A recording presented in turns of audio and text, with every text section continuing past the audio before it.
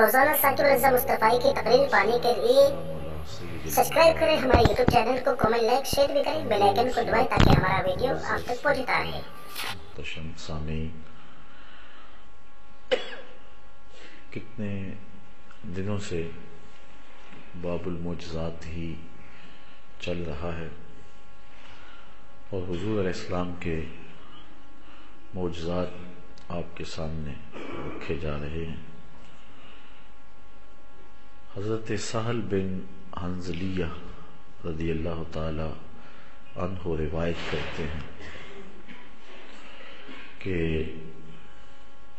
انہم ساروا مع رسول اللہ صلی اللہ علیہ وسلم یوم حنین فاتنبوا السیر حتی کان عشیہ، کہ حضور علیہ السلام کے ساتھ غزوہ حنین کے موقع پہ لوگ سفر میں تھے اور سفر کافی لمبا ہو گیا حتیٰ کہ عشاء کا وقت ہو گیا۔ فجاء فارس، ایک سوار آیا، فقال یا رسول اللہ صلی اللہ علیہ وسلم انی طلعت علی جبل کذا و کذا، کہ میں اس پہاڑ پر دیکھ کر کے آیا ہوں۔ اس نے ساری تفصیلات بتائی کہ یہ میں نے دیکھا ہے۔ فَإِذَا أَنَا بِحَوَازِنْ عَلَى بِكْرَةِ أَبِيهِمْ بِزُؤْنِهِمْ وَنَعِمِهِمْ اجْتَمَعُوا إِلَى حُنَيْن، کہ قبیلہ حوازن جو ہے وہ اپنے بچوں کو، جوانوں کو، بوڑھوں کو، اونٹوں کو اور اپنے جانوروں کو، ساز و سامان کو لے کر کے سارا قافلہ جو ہے وہ میدان میں جمع ہے۔ یعنی اس نے خبر دی حضور کو کہ دشمن کا لشکر بہت سارا ہے، اور قبیلہ حوازن جس کے ساتھ ٹکراؤ ہوا تھا حنین میں، وہ اپنے سارے لاؤ لشکر کے ساتھ اور بچوں اور بوڑھوں کے ساتھ، جوانوں اور مردوں اور عورتوں کے ساتھ وہ میدان میں جمع ہے۔ فتبسم رسول اللہ صلی اللہ علیہ وسلم، حضور مسکرا پڑے، وقال، اور فرمایا تلک غنیمت المسلمین غدا انشاءاللہ تعالی، فرمایا کل یہ تمہارے لیے سب کچھ مال غنیمت ہوگا، یہ سب کچھ کل تمہارے لیے مال غنیمت ہوگا جو یہاں جمع ہے۔ ثم قال، پھر حضور نے کہا من یحرسنا اللیلہ، کہ رات کو ہمارا پہرا کون دے گا؟ حضور نے فرمایا رات کو ہمارا پہرا کون دے گا؟ قال انس بن ابی مرثد، حضرت انس ابن ابی مرثد الغنوی رضی اللہ تعالی عنہ نے کہا انا یا رسول اللہ صلی اللہ علیہ وسلم، حضور یہ نوکری میں سر انجام دوں گا۔ قال ارکب فراکب فرسا، حضور نے فرمایا کہ تو سوار ہو جا، تو وہ ایک گھوڑے پہ سوار ہو گئے۔ فقال، تو حضور نے اس کو فرمایا استقبل ھذا الشیب حتی تکون فی اعلاہ، کہ تو اس پہاڑ پر چڑھ جا یہاں تک کہ تو سب سے اونچائی پر چلا جائے۔ فلما اصبحنا، وہ پہرا دینے کے لیے چلے گئے اور لوگ سو گئے۔ کہتے ہیں جب صبح ہوئی خرج رسول اللہ صلی اللہ علیہ وسلم الی مصلاہ، تو حضور نماز کے لیے نکلے۔ فرکع رکعتین، تو حضور نے 2 رکعتیں پڑھی، فجر کی 2 سنتیں۔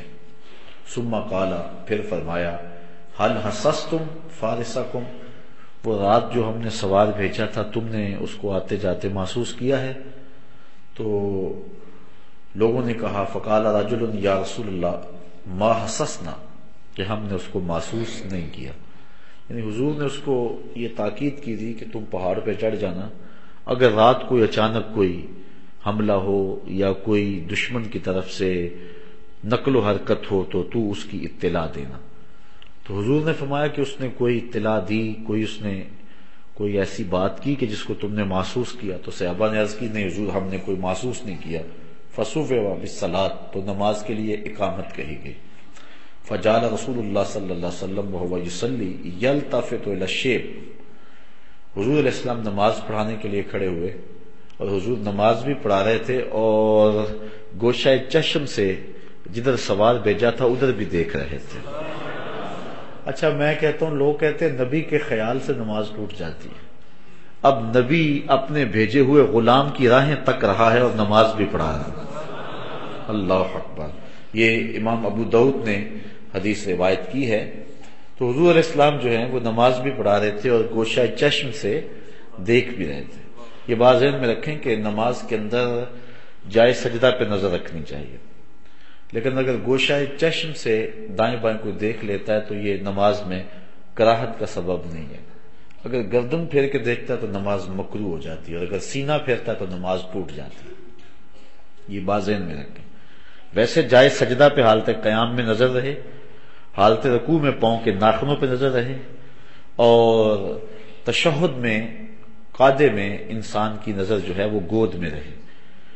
لیکن اگر گوشہ چشم سے آنکھیں گھما کر کے تھوڑا سا دیکھ لیا تو اس سے کراہت نہیں آئے گی، لیکن اگر گردن گھما کے دیکھا تو نماز مکروہ ہو جائے گی، ٹوٹے گی نہیں۔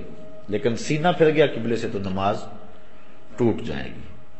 لیکن صحابہ نے حضور علیہ السلام کی طرف جو ہے وہ نظریں گھما کر کے بھی دیکھا، اور صحابہ نے حضور کی طرف گردن پھیر کے بھی دیکھا، اور حضور علیہ السلام کی طرف سینے پھیر کے بھی دیکھا، اور نماز مکروہ نہیں۔ وہ جمعۃ المبارک کے موقع پر میں نے عرض کیا تھا، جن لوگوں کو جمعہ کی حاضری نصیب ہوئی ہے ان کے لیے دہرانے کی ضرورت نہیں ہے، باقیوں کے لیے دو جملے کہ حضور علیہ السلام نماز میں آئے، صدیق اکبر رضی اللہ تعالیٰ عنہ نماز پڑھا رہے تھے، حضور نے حجرہ عائشہ رضی اللہ تعالیٰ عنہ سے جو ہے وہ پردہ ہٹا کے دیکھا، تو حجرہ عائشہ بالکل پیچھے ہے، حضرت صدیق اکبر رضی اللہ تعالیٰ عنہ یہاں کھڑے ہیں، اور انہوں نے دیکھا تو حضور کو دیکھ کے پیچھے ہٹے۔ تو کیسے دیکھا ہوگا؟ گوشہ چشم سے بھی نہیں دیکھا جاتا، گردن گھما کے بھی نہیں دیکھا جاتا، وہاں دیکھنے کے لیے سینہ پھیرنا پڑتا ہے، اور حضرت ابوبکر صدیق نے سینہ پھیرا، دیکھا، اور پھر اپنے مصلی پہ نماز بھی نہیں دہرائی۔ اوروں کی قبلے سے سینہ پھر جائے تو واقعی نماز ٹوٹتی ہے، اور اگر قبلے سے قبلے کی طرف پھر جائے تو پھر نماز نہیں ٹوٹتی ہے، نماز پختہ ہو جاتی ہے۔ باقی رہی بات خیال کی، یہ تو بہت جو ہے وہ ادھر کی بات ہے، وہ تو خیال نبی کے خیال سے لوگ توڑتے پھرتے ہیں نماز، نبی امتی کی راہیں تک رہا ہے اور حالت نماز میں۔ یہ حدیث ابو داؤد شریف کی صاحب مشکات نے نقل کی ہے۔ وَهُوَ يُصَلِّي، حضور نماز پڑھا رہے تھے، يَلْتَفِتُ إِلَى الشِّيبِ، اور حضور علیہ السلام اس وادی کی طرف جہاں اپنے غلام کو گھوڑے پہ سوار کر کے بھیجا تھا، حضور ادھر تک رہے تھے، دیکھ رہے تھے ادھر، حَتَّى إِذَا قَضَى الصَّلَاةَ، یہاں تک کہ جب نماز پوری ہوئی، قَالَ أَبْشِرُوا، حضور نے فرمایا بشارت ہو تمہیں، صحابہ تمہیں بشارت ہو، فَقَدْ جَاءَ فَارِسُكُمْ، تمہارا جو گیا تھا نا سوار وہ آ گیا ہے، وہ نیچے آ گیا۔ فَجَعَلْنَا نَنْظُرُ إِلَى خِلَالِ الشَّجْرِ فِي الشَّيْبِ، تو کہتے ہیں ہم نے جو ہے وہ درختوں کی اوٹ سے اندر سے دیکھنا شروع کیا کہ کہاں ہے وہ، فَإِذَا هُوَ قَدْ جَاءَ، تو وہ واقعی آ رہا تھا، حَتَّى فَقَفَ عَلَى رسول اللہ صلی اللہ علیہ وسلم، یہاں تک حضور کے سامنے کھڑا ہو گیا، فَقَالَ إِنِّي انطَلَقْتُ حَتَّى كُنْتُ فِي أَعْلَى هَذِا الشَّيْءِ،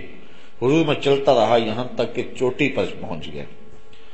فَإِذَا هُوَ قَدْ جَاءَ حَتَّى وَقَفَ عَلَى رسول اللہ صلی اللہ علیہ وسلم، اچھا ایسو امرنی رسول اللہ صلی اللہ علیہ وسلم، یہاں تک مجھے حضور نے حکم دیا تھا، فَلَمَّا أَصْبَحْتُ طَلَعْتُ الشِّيبَيْنِ، اور جب میں صبح کی تو میں نے دونوں جو ہے وہ وادیوں کو دیکھا، کلیہما، فلم ارى احدا، تو میں نے کسی کو نہیں دیکھا، کسی لشکر کو نہیں دیکھا، فقال له رسول اللہ صلی اللہ علیہ وسلم، تو حضور علیہ السلام نے فرمایا هل نزلت الليلة، کیا تو رات کو نیچے اترا تھا اپنے گھوڑے سے، یا ساری رات ہی پہرا دیتا رہا؟ قال اللہ، کہا نہیں حضور، آپ کا حکم تھا، میں گھوڑے سے نیچے اترا ہی نہیں، آپ کا جو حکم تھا اس لیے میں گھوڑے سے نیچے نہیں اترا، الا مصلیا، ہاں نماز کے لیے اترا تھا، او قاضی حاجت، یا قضاء حاجت کے لیے اترا تھا۔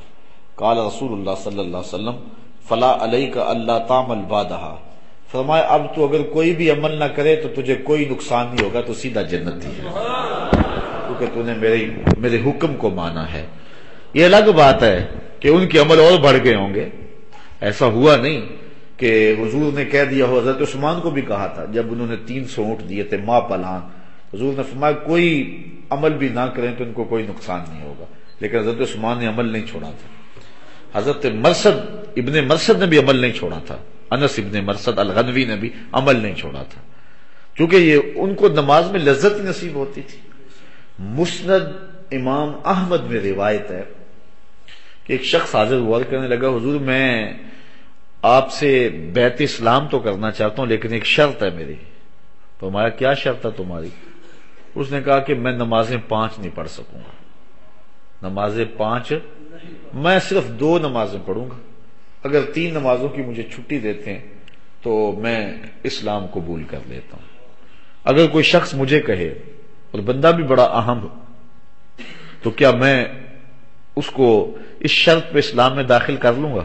مجھے اختیار ہے، میں باقی علماء سے مشاورت کر لوں، فتویٰ مانگ لوں، مفتی حرمین کے پاس بھی چلا جاؤں، یار بندہ بڑا اہم ہے، اوباما ہی چلو اسلام لانا چاہتا ہے، بڑا اہم شخص ہے، اگر وہ اسلام لے آئے تو مسلمانوں کی جان چھوٹ جائے، اتنے لوگ کابل، قندھار، قلعہ جنگی، دشت لیلا، تورا بورا، موصل، بغداد، القدس، کشمیر، غزہ، کیا کیا ظلم ہو رہے ہیں یار، اتنے لوگوں کا خون بہ رہا ہے اور ایک بندہ ایمان لانا چاہتا ہے، لیکن وہ ایک تھوڑی سی سہولت مانگتا ہے کہ میں نمازیں بھی 5 پڑھوں گا لیکن عشاء کی 4 رکعتیں فرض ہیں، 4 نہیں پڑھوں گا، 3 پڑھوں گا، چلو 4 ہی پڑھ لیتا ہوں، 1 رکعت کے 2 سجدے ہیں، میں 1 رکعت کا آخری رکعت کا سجدہ 1 کیا کروں گا، تو کیا مجھے آپ 5 نمازیں بھی پوری، ان کی رکعتیں بھی پوری، لیکن 1 نماز کا آخری رکعت کا جو 2 سجدے ان میں سے 1 سجدہ مجھے چھوڑ دیا جائے، دنیا بھر کے مفتی جڑ جائیں، کیا اس کو سہولت دے سکتے ہیں؟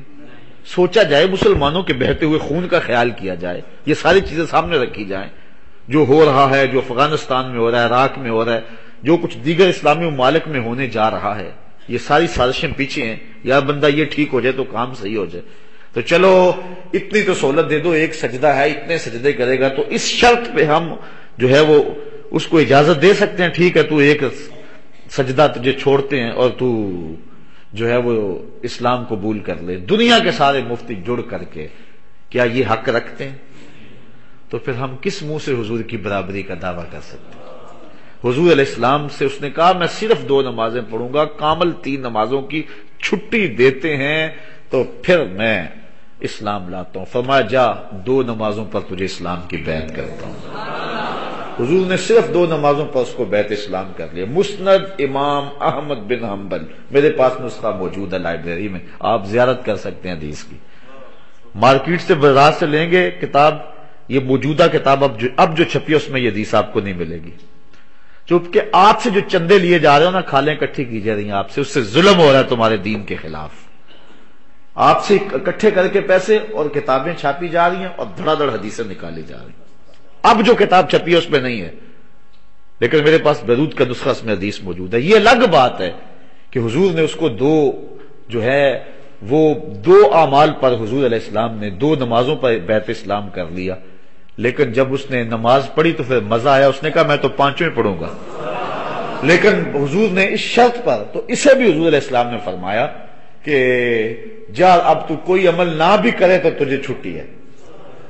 اب کچھ لوگ کہتے ہیں جی اس سے مراد نفلی اعمال ہے، بھئی نفلی اعمال تو پہلے ہی واجب نہیں بندے پر، اگر کوئی بندہ نفلی اعمال پہلے بھی نہیں کرتا تو پھر اس کے اوپر کوئی نفلی اعمال کی تو پابندی بھی نہیں ہے، یہ چھٹی کس چیز کی چھٹی ہوئی پھر؟ تو یہ اللہ کے محبوب کا اختیار ہے، حضور جس کے لیے چاہیں جو چاہیں کر دیں۔ حضور علیہ الصلوۃ والسلام کو اللہ نے یہ تصرف عطا فرمایا ہے، اور آپ جانتے ہیں کہ حضور علیہ السلام نے یہ نہیں فرمایا اس صحابی کو کہ جس شخص نے روزہ توڑا تھا کہ لے کھجوریں خود لے جا، خود کھا جا اور اپنے بچوں کو کھلا دے، روزے کا کفارہ بھی ادا ہو جائے گا، تو کیا کریں گے؟ کس کس حدیث کو نکالیں گے کتب حدیث سے؟ پھر تو ساری حدیثیں ختم ہی کرنا ہوں گی، جو حضور کی عظمتوں کے دیے تو جگہ جگہ پہ روشن ہے۔ تو حضور علیہ الصلوۃ والسلام نے فرمایا کہ جا اب تیرے لیے کوئی مسئلہ نہیں ہے۔ اچھا کھجوروں کی بات آئی تو آگے حدیث بھی کھجوروں والی آ گئی، اللہ اکبر۔ یہ روایت کرتے ہیں حضرت ابو ہریرہ رضی اللہ تعالی عنہ، وعن ابی ہریرہ قال اتیت النبی صلی اللہ علیہ وسلم بتمرات، کہتے ہیں میں حضور کی خدمت کے اندر کچھ چھہارے لے کے آیا، کچھ چھہارے لے کر کے آیا، تو فقلت، اور میں نے کہا یا رسول اللہ صلی اللہ علیہ وسلم ادعو اللہ فیہن بالبرکہ فَزَمَهُنَّ ثُمَّ دَعَا لِي فِيهِنَّ بِالْبَرْكَةِ فَزَمَّهُنَّ حضور علیہ السلام کے پاس میں تھوڑے سے چھہارے پیش کیے. میں نے کہا حضور آپ ان چھہاروں پر برکت کی دعا کر دیں. ان چھہاروں پر برکت کی دعا آپ بھی تو کر سکتے تھے حضرت ابو ہریرہ. آج لوگ منہ پھاڑ پھاڑ کہتے ہیں اللہ سب کی سنتا ہے. کیا جاتے ہو بزرگوں کے پاس لینے کے لیے؟ اللہ تو ہر ایک کی سنتا ہے، کیوں وسیلے ڈھونڈتے پھرتے ہو؟ کیا حضرت ابو ہریرہ کی دعا قبول نہیں ہوتی تھی؟ وہ حضور کے پاس گئے. حضور یہ کھجوریں ہیں اور ان پر برکت کی دعا کر دیں.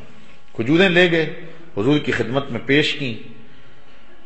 فَزَمَّهُنَّ حضور نے ان جو ہے وہ کھجوروں کو ملا دیا، مکس کر دیا. ثُمَّ دَعَا لِي اور پھر حضور علیہ السلام نے میرے لیے دعا کر دی. فِيهِنَّ ان کھجوروں میں بالبرکت برکت کی. حضور نے ان کھجوروں کو مکس کر کے میرے لیے برکت کی دعا کر دی. قالا اور فرمایا خذہن لے پکڑ لے، فجعلہن فی مزودے کا اور اس کو اپنے توشہ دان میں ڈال لے. یہ لے کھجوریں، تھوڑی سی کھجوریں تھی، کہا یہ لے لے اور اس کو توشہ دان میں ڈال دے. کلما اردت ان تاخذ منہ شیئا فادخل فیہ یدک فخذہ جب بھی تیرا دل کرے نا کھجوریں کھانے کو، اس میں ہاتھ ڈالا کر اور نکال لیا کر. اس توشہ دان میں ہاتھ ڈالا کر اور نکال لیا کر. اور ساتھ حضور نے یہ فرمایا وَلَا تَنْصُرْهُ نَصْرًا تو اس کو جھاڑنا نہ، خالی نہ کرنا، الٹنا نہ، باقی جو تیری ضرورت ہے وہ اس توشہ دان سے پوری ہوگی. وہ تھیلا تھا چمڑے کا یا جو بھی تھا، اس میں انہوں نے کھجوریں رکھ لی. کہتے ہیں فقد حملت من ذلك التمر کذا و کذا من وسق فی سبیل اللہ. کہا کہ میں نے اس سے بہت ساری کھجوریں لی اور کئی وسق میں نے اللہ کی راہ میں خیرات بھی کی. ایک وسق جو ہے وہ 60 سا کا ہوتا ہے اور ایک سا جو ہے وہ 4.5 کلو کا ہوتا ہے. 4.5 سیر کا ایک سا ہوتا ہے. اللہ اکبر. اتنے وسق جو ہے وہ کھجوریں کہتے ہیں. یعنی کئی من کھجوریں میں نے اللہ کی راہ میں بھی بانٹی. اور پھر فرماتے ہیں کلما، آگے فرمایا فَكُنَّا نَاكُلُ مِنْهُ وَنُطْعِمُ کہ ہم اس سے کھاتے بھی اور اس سے لوگوں کو بھی کھلاتے. جو مہمان آتا وہ بھی ادھر سے کھاتا، ہم خود بھی کھجوریں ادھر سے کھاتے، فقیر آتے تو اس کو بھی بانٹتے. کھجوریں تھی چند اور ایک روایت میں صرف 21 کھجوریں 21 کھجوریں تھی. وہ دوسری روایت ہے، یہ ترمذی کی روایت ہے. وہ روایت دوسری جس میں انہوں نے جو ہے وہ 21 کھجوروں کا ذکر کیا ہے. تو لیکن یہاں انہوں نے تعداد بیان نہیں کی، لیکن پتہ چلتا ہے کہ وہ تھیلے میں جو ہیں وہ کھجوریں کتنی کو تھیں. اب دیکھ لیے حضرت ابو ہریرہ فرماتے ہیں وَقَانَ لَا يُفَارِقُ حَقْرِي وہ جو تھیلا تھا نا توشہ دان جس میں کھجوریں تھیں، وہ میری قبر سے کبھی الگ نہیں ہوتا تھا. یعنی میں اس کو یہاں ہی رکھتا تھا، اپنے یہاں بس کندھے پہ رکھ لیا اور چلتا رہا. جب بھی بھوک لگی پیاس لگی میں نے کھجوریں نکالی کھا لی. کوئی آیا میں نے کہا تو بھی کھا. اور پھر کوئی فقیر ہوتا میں آواز مار کے دیتا یہ لے کھجوریں. چونکہ جب ختم ہی نہیں ہونی ہے تو پھر فقیر سے ڈرنا کیوں. وہ اللہ تعالیٰ نے اپنے محبوب کو فرمایا نا کہ محبوب سائل کو جھڑکنا نہیں، جھڑکے تو وہ جس کے خزانوں میں کمی ہو. محبوب تجھے ہم نے دیا ہوا ہے، تو بانٹتا جا، جھڑکنا نہ، پیار سے دیتا چلا جا. اب حضور بانٹ رہے ہیں اور جن کو حضور دیا ہے وہ بھی آگے بانٹ رہے ہیں. اللہ اکبر. چمک تجھ سے پاتے ہیں سب پانے والے، میرا دل بھی چمکا دے چمکانے والے. لوگ حضور کی عطاؤں کی بات کرتے ہیں کہ تھوڑی ہیں کہ زیادہ ہیں. اللہ اکبر. لیکن یہاں معاملہ ہے جس کو حضور دے دیں اس میں کمی نہیں آتی ہے. وہ کیا کسی نے کہا تھا، صاحبزادہ پیر نصیر الدین علیہ رحمہ نے، کہ اب تنگی داماں پہ نہ جا اور بھی کچھ مانگ، ہیں آج وہ مائل بعطا اور بھی کچھ مانگ. دے سکتے ہیں کیا کیا کچھ نہیں دیتے، یہ بحث نہ کر ہوش میں آ اور بھی کچھ مانگ. جن لوگوں کو شک ہے کہ کرم ان کا ہے محدود، جن لوگوں کو شک ہے کہ کرم ان کا ہے محدود، ان لوگوں کی باتوں پہ نہ جا اور بھی کچھ مانگ. ان لوگوں کی باتوں کو نہ سن، میرے آقا کی حدیثیں پڑھ اور تجھے پتا چلے کہ محبوب کتنے عطا فرمانے والے. تو کہتے ہیں کہ وہ میری بس کمر سے وہ تھیلا لٹکا رہتا، جب بھی کہیں ضرورت ہوتی خود بھی کھاتا، لوگوں کو بھی کھلاتا اور غریبوں مساکین میں بھی بانٹتا، اور میں نے کئی وسق جو ہے کھجوریں ان سے بانٹ دی، منوں کے حساب سے کھجوریں میں نے بانٹ دی۔ اللہ اکبر۔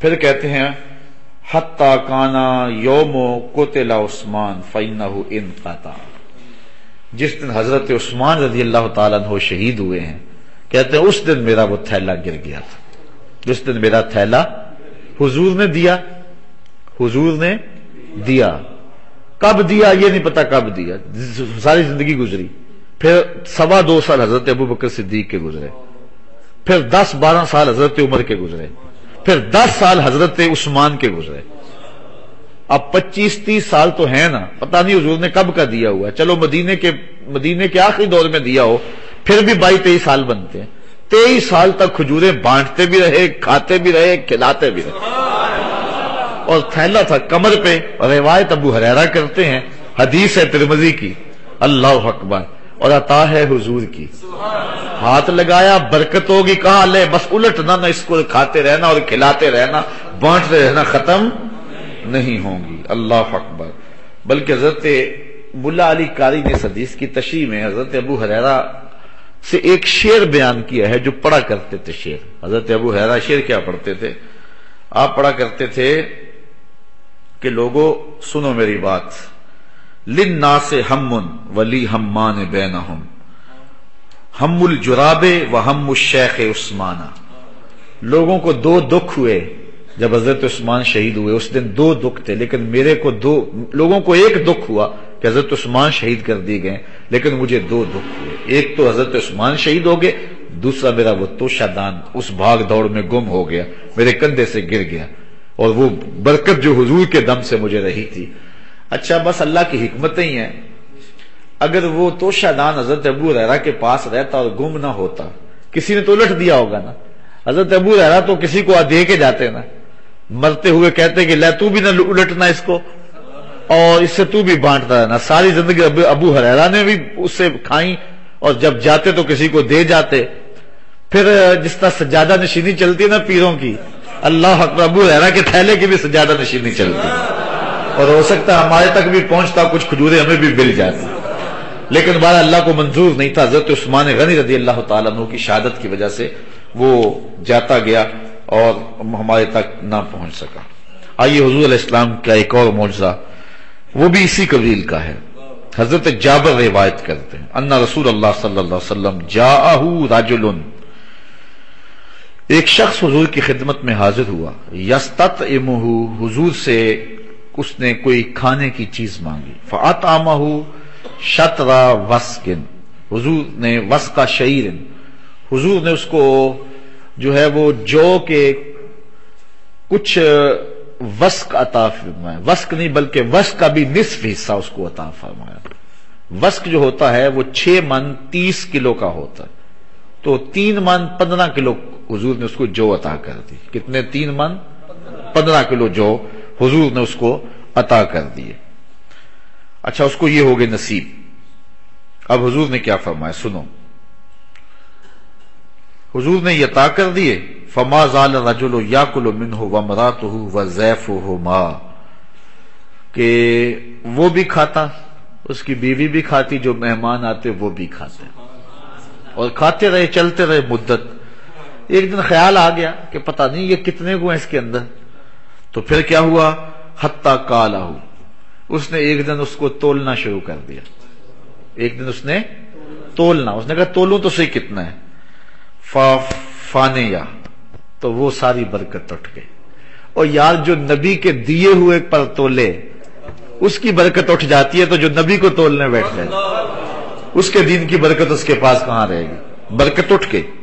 اللہ اکبر۔ فاطا نبی صلی اللہ علیہ وسلم، تو وہ حضور کی خدمت میں آیا، پھر آ گیا، فقالا، تو حضور فرمایا لو لم تکل ہو لاکلت منہ ولقام لکم، فرمایا اگر تم نہ تولتے تو یہ ہمیشہ تمہارے پاس رہتا، تم کھاتے بھی رہتے، ختم بھی نہ ہوتا، اور تمہارے پاس بھی موجود رہتا، اور ان کی نسلوں تک یہ پہنچ جاتا اگر وہ تولتے نہ تو۔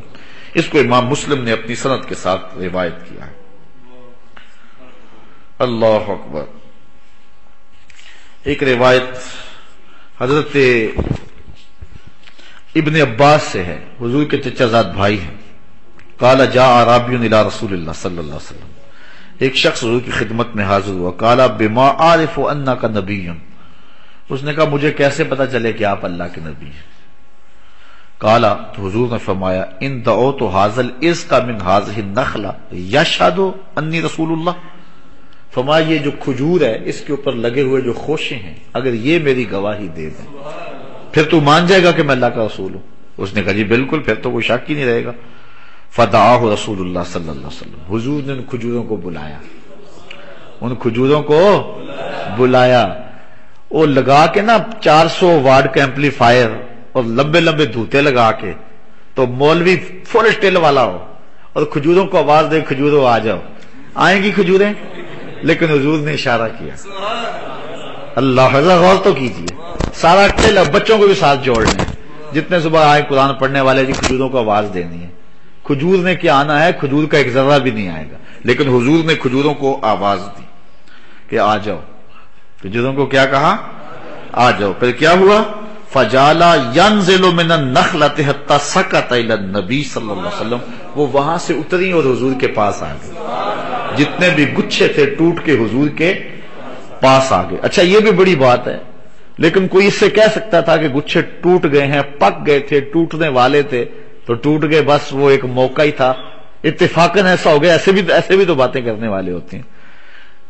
حالانکہ توڑنے بلانا بھی بڑی بات ہے، لیکن پھر حضور نے کیا کہا؟ ثم قال ارجع، کہا چلو اب چلے جاؤ، اب واپس چلے جاؤ.